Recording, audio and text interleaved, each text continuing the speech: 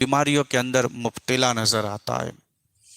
لیکن آئیے پیارے آقا علیہ الصلوۃ والسلام کے پیارے دیوانوں، اگر ہم چاہے تو قرآن کے ذریعے سے جسمانی و روحانی اور تمام مصیبتوں سے ہم چھٹکارا پا سکتے ہیں۔ اللہ رب العزت نے اپنے بندوں کو اور رسول اللہ صلی اللہ علیہ وسلم نے اپنی امت کو کہیں پر تنہا نہیں چھوڑا۔ ہر جگہ پر دین ہماری رہنمائی کرتا ہوا نظر آ رہا ہے، لیکن یہ ہماری کمی ہے کہ ہم دین سے دور ہو چکے ہیں۔ تو اگر ہم چاہے تو قرآن کے ذریعے سے بڑی بڑی مصیبتوں کو ہم دور کر سکتے۔ تو پیارے آقا علیہ الصلوۃ والسلام کے پیارے دیونوں، شکایت کرنے کے بجائے ہم اس طرف توجہ دیں کہ ہم پر جو مصیبتیں آئی ہے، پریشانیاں آئی ہے، اگر ہم قرآن اور حدیث کے اندر جو علاج بتایا گیا ہے اس کے اوپر اگر ہم عمل کریں گے تو یقین جانو کہ اللہ تعالیٰ ان مصیبتوں کو، ان پریشانیوں کو ہماری زندگی سے دور فرما دے گا۔ کیا آپ چھوٹی بڑی پریشانیوں کے اندر مبتلا ہے؟ کیا آپ جسمانی و روحانی بیماریوں کے اندر مبتلا ہے؟ کیا آپ اسپتال، پولیس اسٹیشن یا کورٹ کی پریشانیوں کے اندر مبتلا ہے؟ آئیے پیارا آقا علیہ الصلوۃ والسلام کے پیارے دیونوں، ہم سنتے ہیں کہ قرآن کے ذریعے سے ہم اپنی زندگی کے اندر جو مصیبتیں، پریشانیاں آئی ہے اس کو کیسے دور کر سکتے ہیں۔ میں نے خطبے کے اندر سورہ اسراء آیت نمبر 82 کی تلاوت کی، جس کا ترجمہ ہے، اور ہم قرآن میں وہ چیز نازل فرما رہے ہیں جو ایمان والوں کے لیے شفا اور رحمت ہے۔ اللہ فرماتا ہے ہم نے قرآن کے اندر ایمان والوں کے لیے وہ چیز نازل کی ہے جو ایمان والوں کے لیے شفا بھی ہے اور رحمت بھی ہے نا۔ اب دیکھیے یہ بہت پیاری حدیث پاک ہے، یہ اس کے اندر یہ سنن ابن ماجہ ہے، لیکن اس کی پرنٹنگ تھوڑی خراب ہے، اس لیے میں نے جو ہے وہ پرنٹ نکال لی ہے۔ سنن ابن ماجہ حدیث نمبر 3501، اور یہ حدیث جو ہے مولا علی کرم اللہ تعالیٰ وجہ الکریم سے مروی ہے کہ آقا علیہ الصلوۃ والسلام ارشاد فرماتی کہ بہترین دوا قرآن ہے۔ بہترین دوا، سب سے بڑی، سب سے اچھی دوا قرآن ہے۔ پھر امام حاکم نے اپنی مستدرک کے اندر ایک روایت نقل فرمائی ہے، حدیث نمبر 7544، شفا دو چیزوں میں ہے۔ آقا فرماتے ہیں شفا دو چیزوں میں، تلاوت قرآن میں اور شہد پینے کے اندر شفا اللہ نے رکھی ہے۔ تو جو بھی بندہ قرآن پاک کی تلاوت کرے گا اور شہد کو پیے گا، اللہ اسے شفا عطا فرمائے گا۔ ایک اور حدیث پاک ہے، معرفت صحابہ، حدیث نمبر 2485، یہ غالب گمان جہاں تلک میرا علم ساتھ دے رہا ہے، یہ کتاب امام ابو نعیم نے لکھی ہے، یہ امام حاکم کے شاگرد تھے۔ وہ ایک حدیث پاک لکھتے یعنی جسے قرآن سے شفا نہیں ملتی، جسے قرآن سے شفا نہیں ملتی اسے اللہ تعالیٰ بھی شفا نہیں دیتا۔ تو پیارے آقا علیہ الصلوۃ والسلام کے پیارے دیوانوں، ہمیں چاہیے کہ ہم جو ہے وہ قرآن کے ذریعے سے شفا حاصل کریں۔ آئیے ہم قرآن کے اندر ایک بہت ہی پیارا عمل ہے، چند آیت کریمہ ہے، 33 آیت کریمہ ہے، 33۔ اس کے متعلق جو حدیث پاک ہے سنن ابن ماجہ کے اندر ہی ہے، کتاب الطب کی آخری حدیث پاک ہے، اس کو ہم سنتے، سنیے۔ انہی میں ایک وہ 33 آیات والی مشہور حدیث بھی ہے جسے حدیث کی بہت سی کتب میں درج کیا گیا ہے، اور جس پر ہر دور میں مشائخ و اکابر نے عمل بھی کیا ہے، وہ ان کے معمولات میں بھی شامل رہی ہے اور ان کے ذریعے خلق خدا کا بہت سے روحانی و جسمانی دکھوں اور الجھنوں سے نجات ملی ہے۔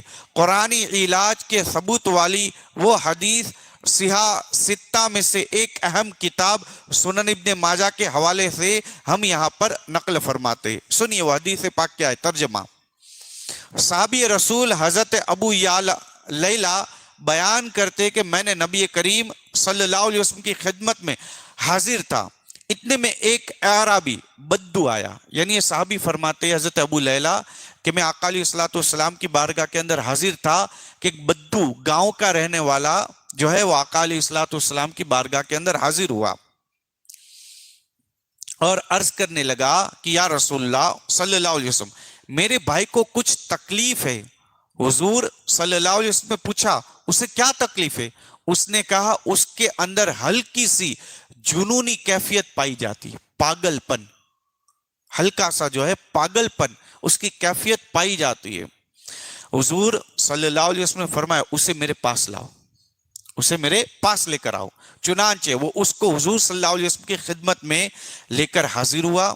حضور صلی اللہ علیہ وسلم نے اس کی شفا و حفاظت کے لیے سورہ فاتحہ، سورہ بقرہ کی ابتدائی 4 آیتیں اور بیچ سے 2 آیت وَإِلَٰهُكُمْ إِلَٰهٌ وَاحِدٌ، آیت الکرسی، اور پھر آخر سورہ بقرہ کی 3 آیتیں، آل عمران کی 1 آیت، راوی کہتے میں سمجھتا ہوں وہ یہ تھی شہید اللہ انہ لا الہ الا ہو، اعراف کی آیت ان ربکم اللہ الذی خلق، سورہ مومن کی آیت وَمَن يَدْعُ مَعَ اللَّهِ إِلَٰهًا آخَرَ لَا بُرْهَانَ لَهُ بِهِ، سورہ جن کی آیت وَأَنَّهُ تَعَالَى جَدُّ رَبَّنَا وَاتَّخَذَ صَاحِبَةً وَلَا وَلَدًا، سورہ صافات کی ابتدائی 10 آیتیں، سورہ حشر کی آخری 3 آیتیں، سورہ اخلاص اور قل اعوذ برب الفلق اور قل اعوذ برب الناس پڑھی۔ حضور صلی اللہ علیہ وسلم کا پڑھنا تھا کہ وہ شخص اٹھ کر ایسے کھڑا ہو گیا جیسے اسے کبھی کوئی تکلیف ہی نہ تھی۔